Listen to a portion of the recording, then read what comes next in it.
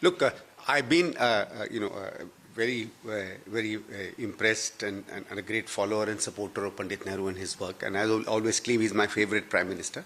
So I've been also involved with an organization, a very informal group called the Nehru Center that works not only on Pandit Nehru, but issues of freedom movement, modern India. It does a lot of think tank work. So we were thinking of, various things that we need to put out in the public. And it came to us as an idea that, look, a lot of people have spoken about the former Prime Minister. We know, people like him, people don't like him, are critical, not critical. I mean, that's everybody's choice.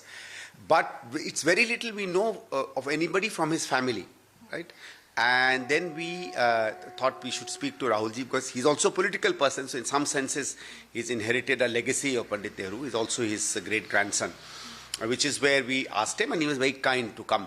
And he actually spoke like a grandson, or great-grandson. And obviously, he's leader of the opposition. He's a principal political leader, number 2 political leader in India. So all that was there, and parts of what he spoke also reflected maybe a bit of that. But really, he spoke as a great-grandson. I think it was really nice.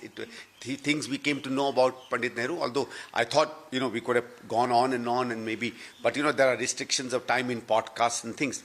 But he said things which at least I had come to know almost for the first time about the late Prime Minister.